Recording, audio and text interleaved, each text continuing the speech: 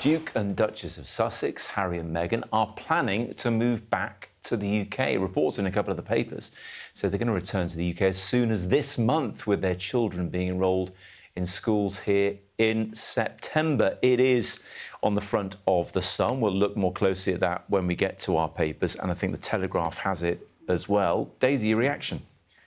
I mean, this is big news in royal circles. As you know, I do a lot of reporting and this on the royals, and this is something that I think it's fair to say nobody saw coming at all, which makes it very impressive that they've managed to keep it under wraps. I can only imagine that when Harry did see his father Charles, that he will have told him, we're thinking of moving back. There have been lots of rumours that there were money problems, lots of rumours that they were going to be downsizing. And of course, the big unknown is whether they will get the full security, because although they'll be in this country, we know that there's the Home Office review ongoing at the moment about the decision to take away that security. So my assumption would be that Harry and Meghan are going to get more security than they were getting, because Harry was always very, very clear that he wouldn't bring his family here if he didn't feel he could give them the full protection.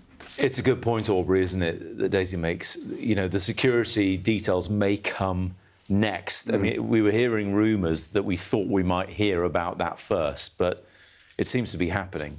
But they need to be looked after, whether it's them paying for it or us.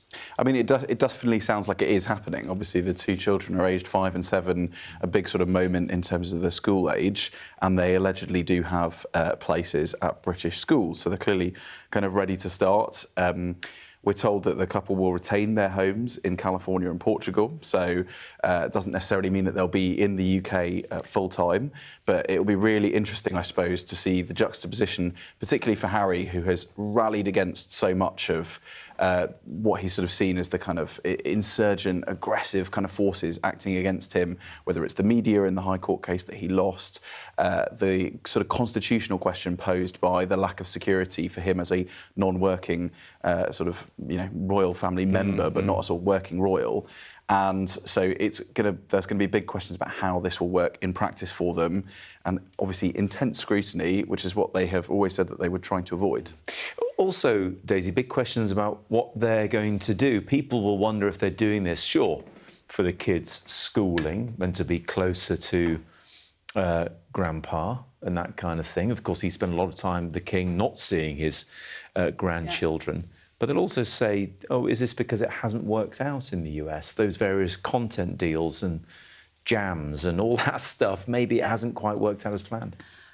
I think a lot of people will say that. And I should say that the Telegraph is reporting that the King was only informed on Sunday and that it wasn't discussed when they visited him at Highgrove in July. So it seems like it's been as much of a surprise to the King as it has been to the rest of us.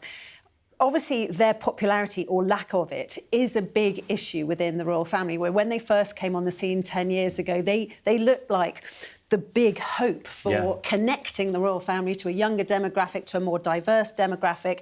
And then, of course, it blew up and they went to the States, and they've lost a huge amount of popularity. So part of their challenge is now going to be to see whether they can get some of that popularity back, or whether they'll do the sort of, you know, nobody likes us and we don't care sort of attitude. But I can't imagine that they are going to be going down that route. We know that Harry and Meghan are pretty passionate about their charity work. They were going to want to continue to do that, and they need to make money. And that's where some of the issues in the States have failed, because they had the big Netflix contract, big Spotify contract. You know, these things didn't work out for them. But the book was a huge success. Harry's book, Spare, that was a big success.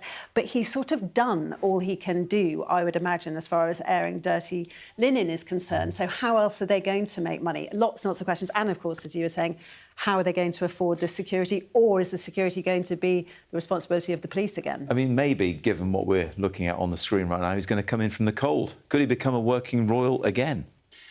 I suppose, you know, it's probably very, very baby steps already. Harry obviously visited the UK last month, and it was billed as this sort of big crunch meeting with the royal family, the first time that they'd sort of seen each other face to face, after which so many kind of bitter accusations had been levied, mostly in public, including in obviously the book that we were talking about earlier. And so there'll be big question marks about whether or not they want that to continue. I think in the past, Meghan has talked about how she thought that she'd never be able to do a school run as a mum in the UK because it would just turn into a sort of royal photo call. So clearly they have sort of thought about this and the implications of it, but there will be big questions about how they manage their sort of request for privacy versus, quite naturally, we talked about the sort of content deals that they're doing in America. It will sort of become a soap opera that kind of comes back to Britain now. Having done plenty of school runs, they are very overrated, I can tell you. But in all seriousness, I mean, that's the thing. I mean, there's so many questions that are left unanswered by this now, with the two of them staring out from the Sun and the Daily Telegraph. I mean, it's interesting. You said it was billed as a homecoming and a face-to-face. I mean, officially it was billed as him launching the Invictus Games, and he does care an awful lot about that. He does, and one of the big questions has been, will the King go to Birmingham for the opening of the Invictus Games next year? Lots of people saying it would just the King would feel like he was being paraded as part of Harry's event. On the other hand, we know that the King is very supportive of the Invictus Games. The whole royal family are, because of what it represents, because of who it is helping, injured former servicemen and women. So I think that I'm sure he will go. My gut feeling. The interesting thing is the constitutional implications that there have been with this fight between the King's son and the government, in effect, the Home Office. The court case, and the fact that after he lost the last Court of Appeal case in May of last year, Harry immediately went on the telly, did an interview, basically slagging off his father. I mean, it was extraordinary, saying if Dad had stepped in, this could all have been resolved. And actually what Buckingham Palace has always said is, Dad is head of state. He can't step in when you are taking his government. He is the head of state. You're taking his government to court. He has to remain either on the government side or neutral. He can't possibly be on your side against his own government. He's also got his own cancer fight on his hands, which we have heard Queen Camilla talking about in the past couple of days, of course. Daisy, just staying with you for a second, the other person we haven't mentioned in all of this is his brother.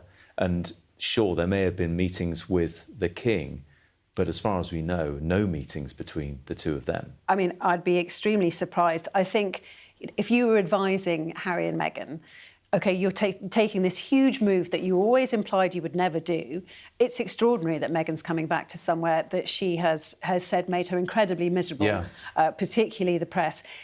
If you are going to regain some of that popularity, you are going to have to do what we're seeing on the screen here, which is when they all swallowed their pride and they did the walk after the Queen's death, the late Queen's death, down the Royal Mile at Windsor. And people said, this is it. This is the beginning of the thawing of the completely frosted over relationship. And of course it wasn't. We've since heard behind the scenes stuff from Harry and Meghan about how awkward it was and how Catherine and Meghan weren't talking when they when they were arriving there, and how Meghan was late because she was having her hair done, which was then denied. So, there were all this sort of silliness over what was a very important occasion, and one in which the public really took a lot of comfort from and thought they can come together because they're all grieving for their grandmother and their grandmother-in-law, and then it all fizzled out and went wrong. So they will have, whether or not they can, what the public would like to see, I would think, is some more of that, but genuinely, for it to be the real deal rather than just for show.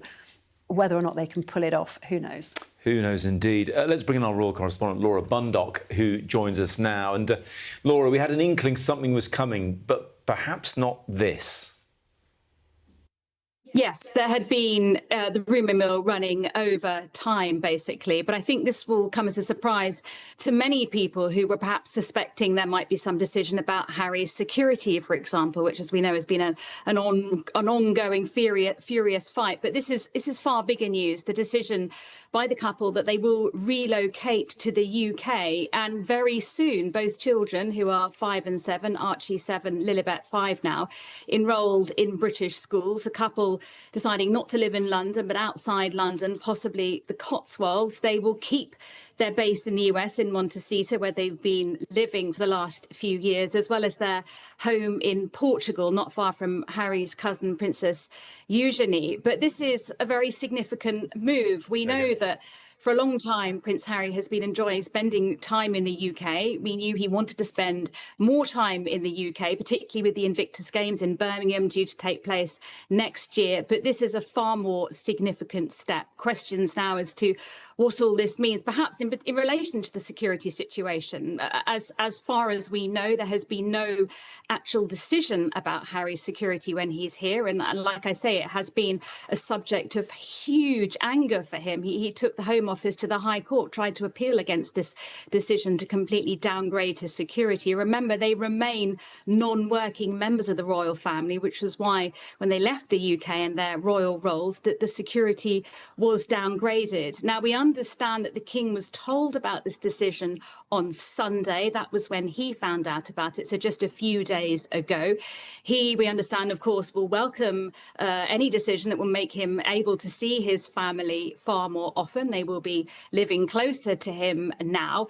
But as far as their sort of status, they remain private individuals. They are not working members of the royal family. And this half in, half out, which was the huge subject of debate about that Sandringham summit when it was decided Harry and Meghan had no option, as they believed, but to leave to the US. This half in, half out is not going to be a thing. Although when you look at what is now facing the couple, Harry will be in the UK and very much able to carry on his work with some of the causes he cares about so much. Well Child, Invictus, Scotty's Little Soldiers, just some of the charities he works with. So it might not be in name half in, half out, but certainly when it comes to the work perhaps he will be doing, to many it may appear that it is perhaps a half in, half out scenario. But this is a very significant announcement tonight that Harry and Meghan are returning to the UK very soon.